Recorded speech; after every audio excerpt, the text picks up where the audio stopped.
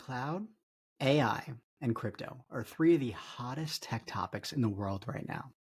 They each also consume a large amount of energy that is only increasing day by day, month by month, and year by year going forward. Following our recent series on generative AI, where this topic was initially addressed and spoken about with a lot of concern, we wanted to put together this conversation to dig in a little bit deeper. So today, I'm going to have Matthew Truelove and Charles Dunn join me for a discussion to share about the concerns that we have ahead and potential solutions that we can have. Please join me now as we jump right to it with the initial question towards Matthew Truelove.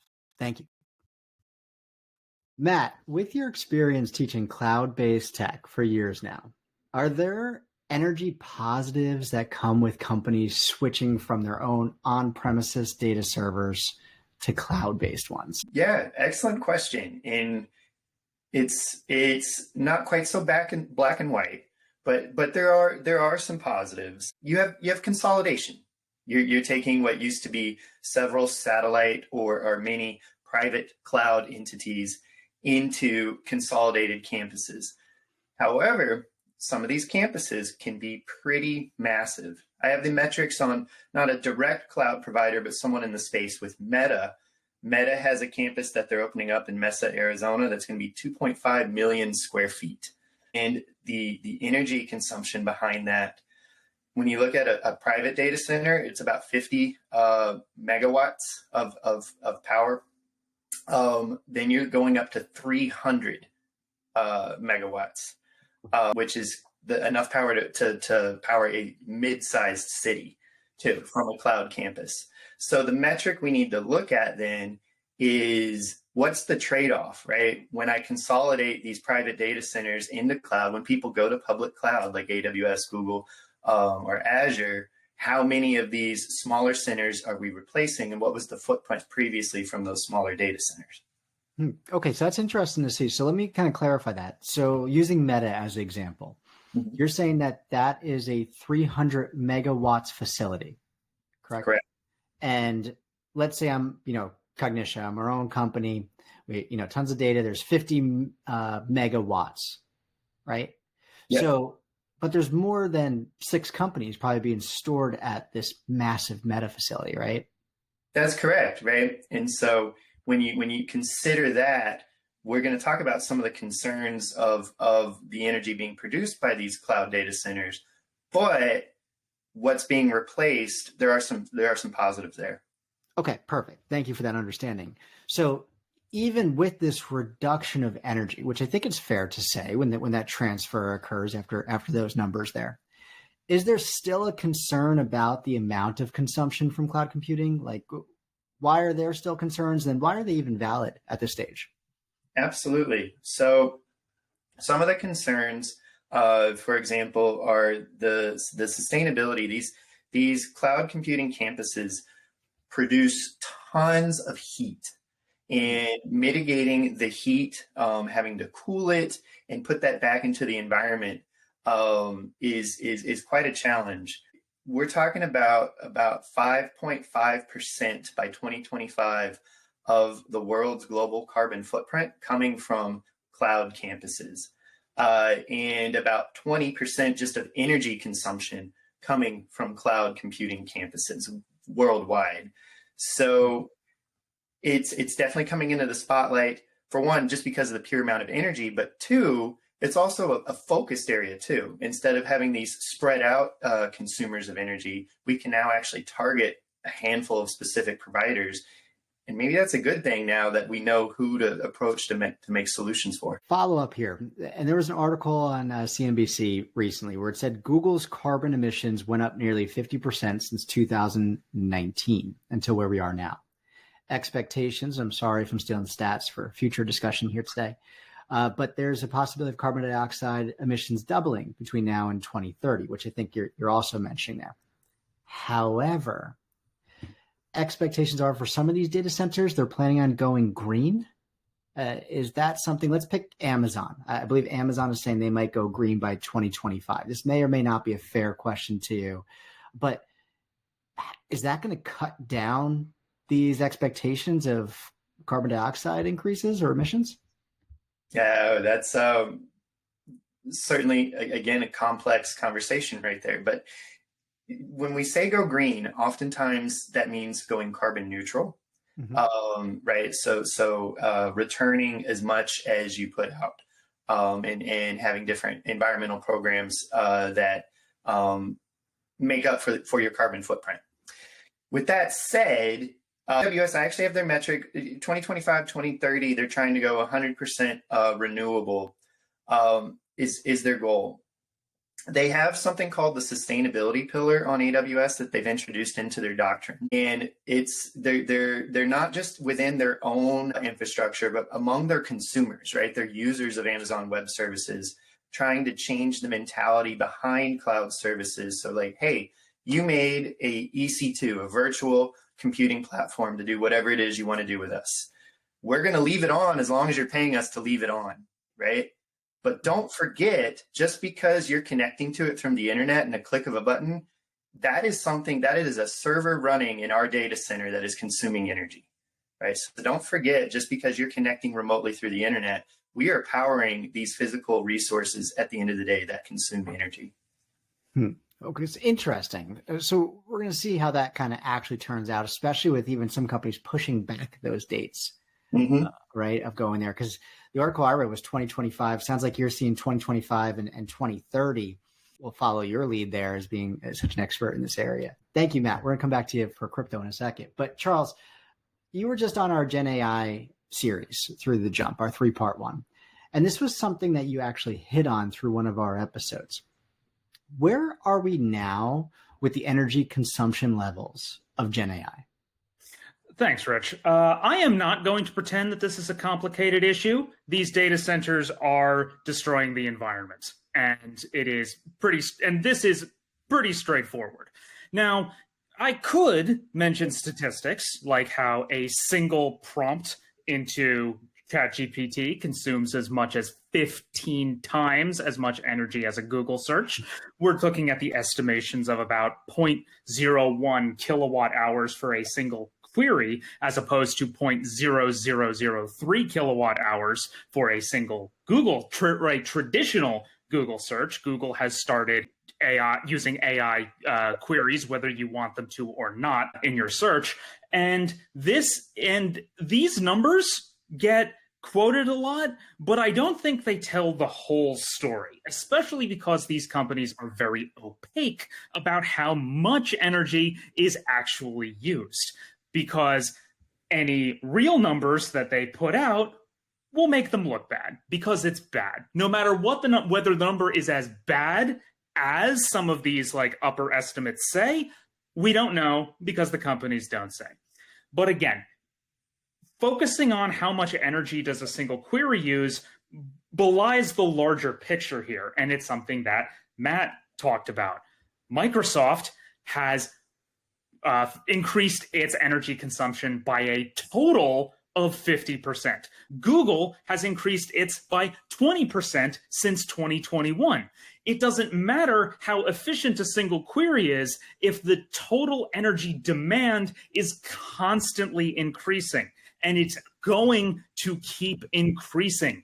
These companies are saying they're going to go green, and even if they do, that doesn't mean they're going to make their current systems use less energy. That means they're going to build more, and they're going to build more data centers. And what do data centers need?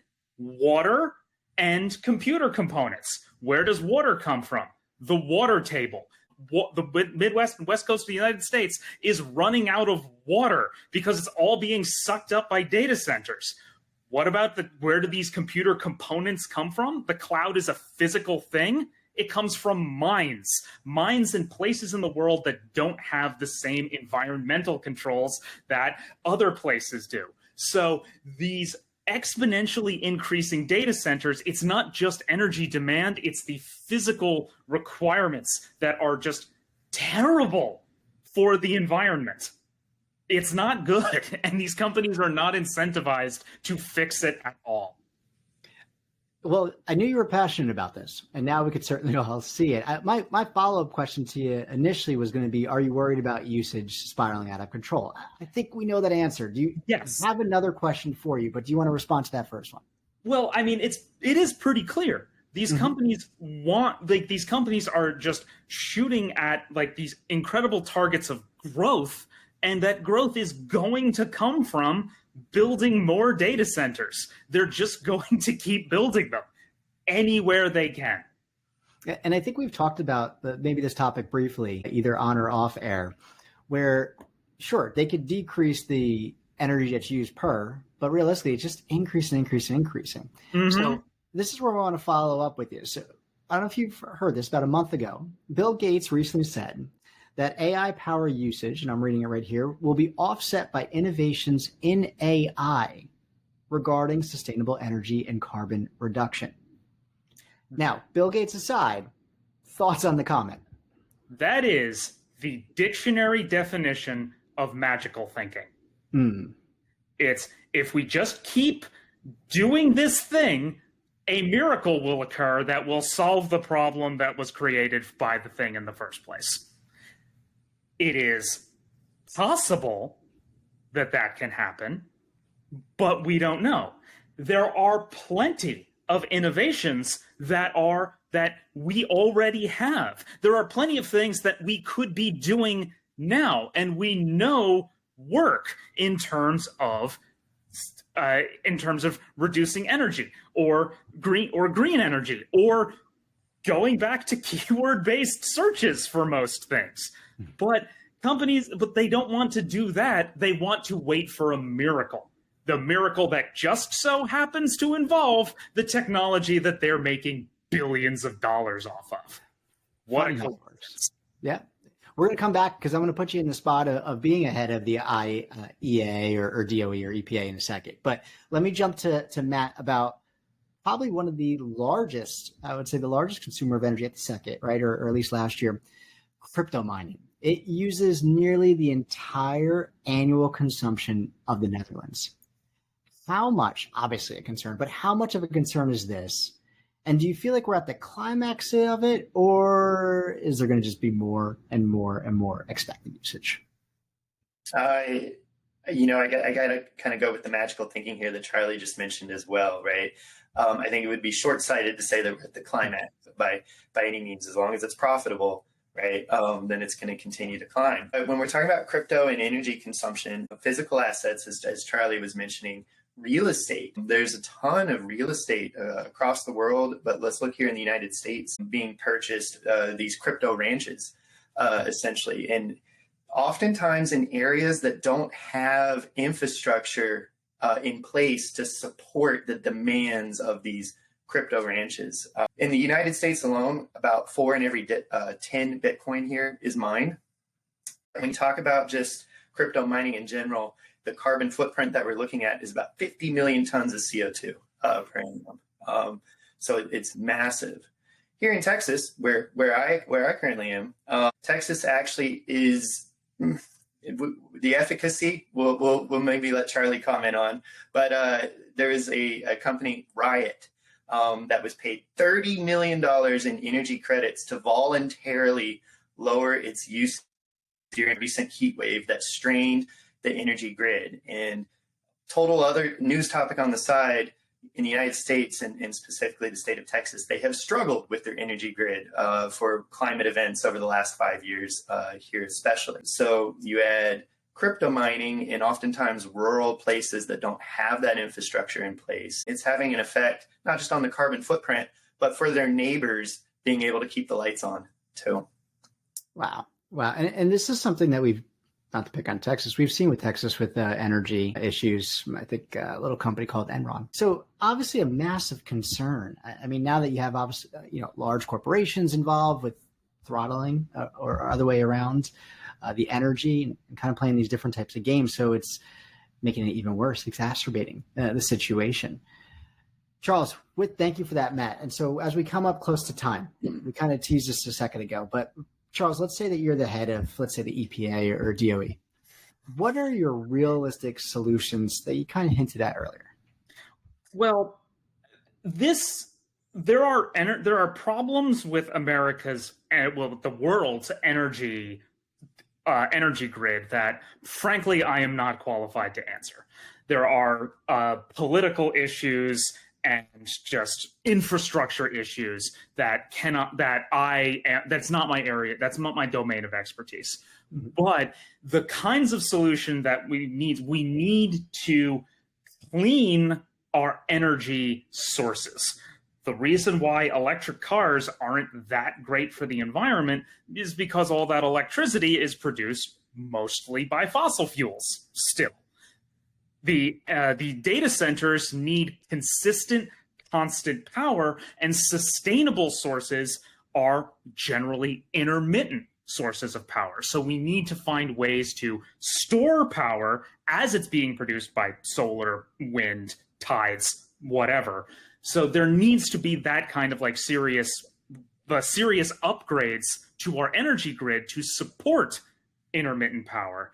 And there needs to be some kind of I'm going to say the dreaded word, regulation on how much on the scale of power that these individual entities are allowed to use. If there is a more efficient technological solution, there should be some kind of encouragement of companies to do that instead of the one that is just wildly energy inefficient.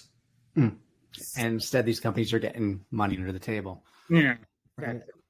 Yeah, that's it. Charles, thank you for that. Hopefully there are some type of implementation sooner than later as it's spiraling to a spot that we're not going to be able to come back from, if not ready. Yeah. So with that being said, Charles Dunn, Matthew Truelove, thanks for chatting with me on this topic. I'm Rich Bowers for The Jump. Take care, everybody. Thank you. Sorry for being a downer. Bye.